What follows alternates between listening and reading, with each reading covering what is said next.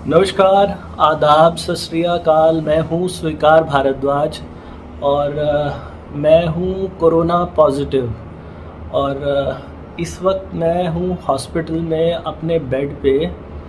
और आप सबको नवरात्रि की शुभकामनाएँ। आज नवरात्रि भी है और आज ट्यूसडे भी है, तो हर ट्यूसडे को मैं वीडियो बनाता हूँ। तो आज भी मैं ये वीडियो बना रहा हूँ, लेकिन आप लोग कहोगे कि आज ना बनाते जब आपकी तबीयत इतनी ख़राब है कि आप हॉस्पिटल में हो, तो फिर वीडियो क्यों बना रहे हो। वीडियो इसलिए बना रहा हूँ ताकि आप लोगों को अवेयर कर सकूँ। जो गलती मुझसे हुई है वो गलती आप लोग ना करें। तो 4 अप्रैल को मुझे फ़र्स्ट टाइम बुखार आया था। तो बुखार आने के बाद हर कोई इंसान कहता है कि नहीं, बुखार ही तो है, सिंपल सा बुखार होगा। और मैंने भी उसे इग्नोर किया। घर में जो दवाई थी नॉर्मल पैरासीटामोल, वो मैंने एक गोली उसकी ले ली, लेकिन वो बुखार अगले दिन भी नहीं गया। लेकिन हमारी बॉडी के अंदर इतनी ताकत होती है, 3-4 दिन तक तो हम उसे झेल ही जाते हैं। तो 3-4 दिन ऐसे चलते रहे। एक डॉक्टर के पास, जो घर के पास ही हमारे डॉक्टर थे, उनसे दवाई ली। उन्होंने कहा वायरल फीवर है। चलता रहा 5 दिन तक।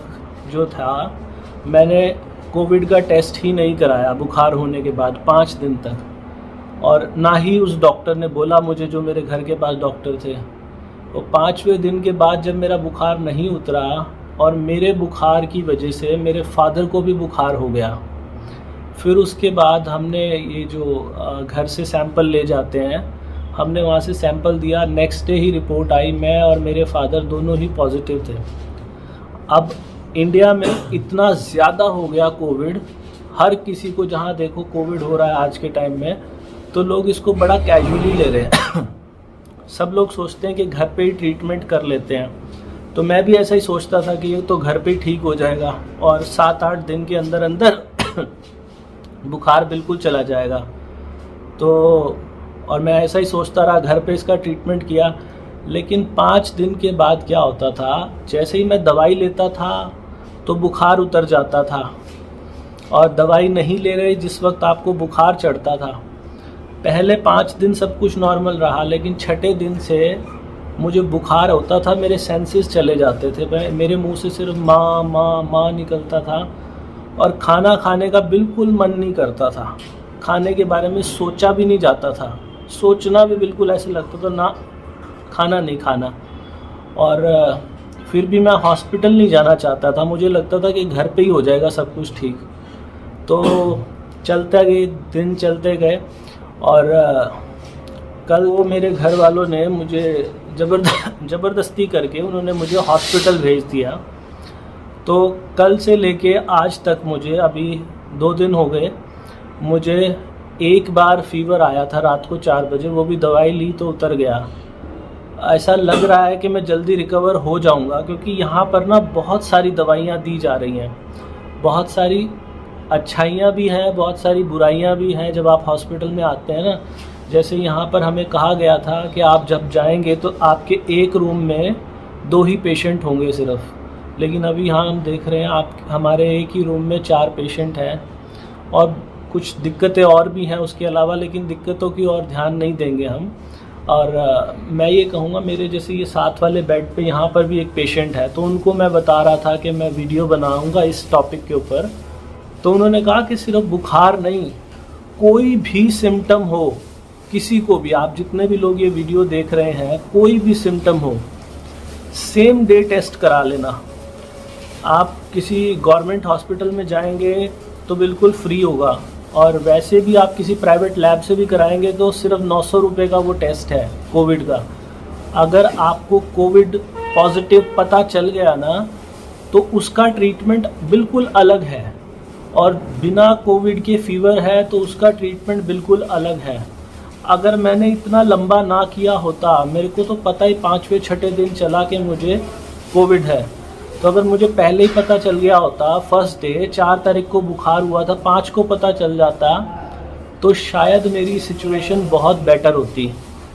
तो ये मिस्टेक आप लोग ना करें। और अगर हॉस्पिटल जाने की नौबत आ भी रही है, तो हॉस्पिटल ज़रूर जाएं और अपना इलाज अच्छे से करा लें। और मुझे पूरी उम्मीद है कि आप सब लोगों की शुभकामनाएं मेरे साथ हैं। इतने सारे लोग आप मुझे प्यार करते हो। मैंने शेव नहीं की काफ़ी दिनों से और कंघी भी नहीं की है, मैं यहाँ पे कोई कंघी नहीं लेके आया। तो खैर एनीवेज, फिर भी आप लोग मुझे बहुत दुआएं देते हो।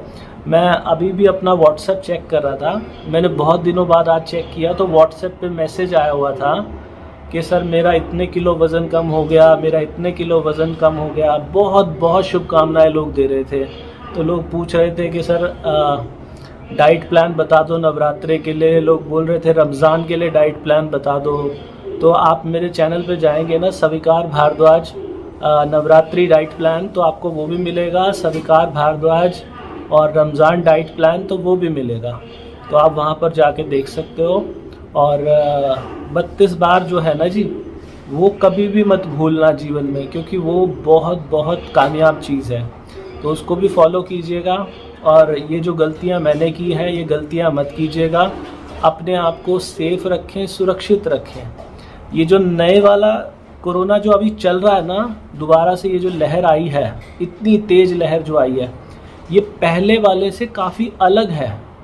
पहले मेरे घर में मेरे दोनों बड़े भाइयों को कोरोना हुआ था, तो मैं उनके कांटेक्ट में था, मैं ही उनको डॉक्टर के पास लेके गया और मैं ही सब कुछ कर रहा था। तो उस समय तो मुझे कुछ भी नहीं हुआ, पिछले 1.5 साल से मुझे नहीं हुआ। मेरे जीजा जी को हुआ, मेरे जीजा जी फेंट हो गए थे, तो उनको मैंने इस तरीके से झप्पी पा के मैंने उनको उठाया था, उनको कोरोना था, मुझे तब भी कुछ नहीं हुआ। लेकिन अभी तो मुझे जहाँ तक मालूम है, मैं किसी के कांटेक्ट में भी नहीं आया, फिर भी मुझे कोरोना हो गया।